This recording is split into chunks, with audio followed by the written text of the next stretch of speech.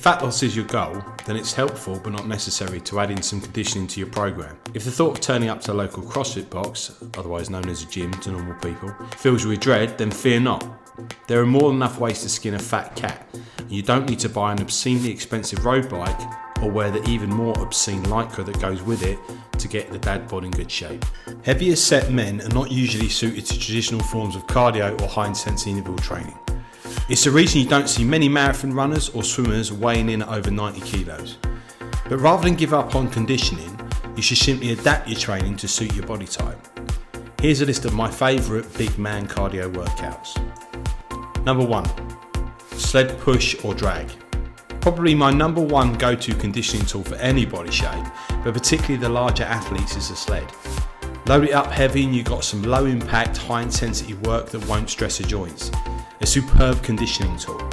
The bigger and more deconditioned you are will determine the rest to work ratios, but we suggest this as a starting protocol. Set a 10-minute timer, push the sled a total of 20 meters and rest until recovered. See how many 20-meter reps you can do in 10 minutes. Number 2, strongman medleys. Never judge a massive book by its cover. The biggest athletes on the planet are incredibly well conditioned for their size. While they won't win any triathlons anytime soon, their general fitness is usually good, and this is partly due to the medley work. A medley is 2 or more events strung together, much like a superset or a circuit. You need to have the ability to exert massive amounts of force repeatedly, and that builds superior cardiovascular conditioning. Strongman works your anaerobic lactic and anaerobic power energy systems, and in the breaks your aerobic system is working overtime to help you recover. Medleys can consist of anything your imagination can conjure up. Sleds, tyre flips, sandbags, farmer carries, whatever. It could even be running with the kids. Number 3, strength circuits. One of my personal favourites, strength circuits take traditional powerlifting moves like squats, deadlifts and bench presses and place them back to back in a circuit style. The key here is to keep the rep range moderate and the weight moderate too. This is because we want to maintain good form and range of movement throughout the movements. Put these together back to back and you can guarantee the heart rate will skyrocket. Try this one on for a conditioning circuit. 5 deadlifts, 5 bench press and 5 back squat, followed by 5 inverted pull-ups.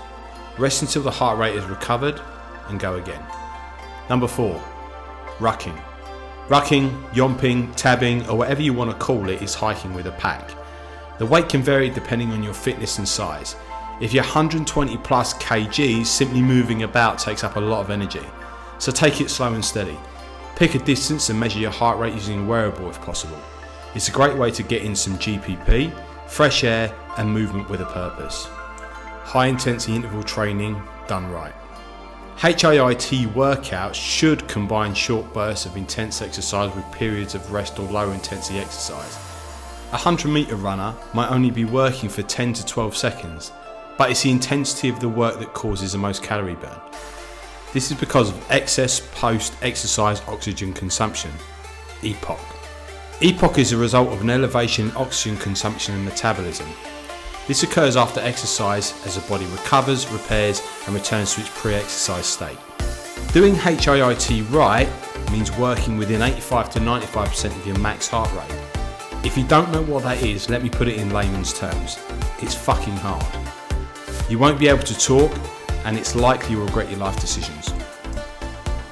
Think 10 to 30 seconds of really intense work followed by 1 to 3 minutes of recovery. Maybe more depending on your conditioning.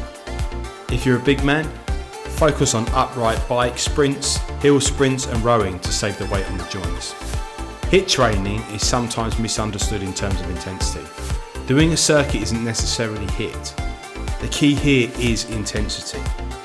The best bit about all these conditioning styles is they all have the potential to add muscle to your frame. You can build muscular strength and endurance and trigger some hypertrophy while still working on the gas tank. If you're looking for a program to get your teeth into, we have a conditioning program based on hill sprints. The hill sprint solution is available on our site. Drop us a comment and we'll send you the link.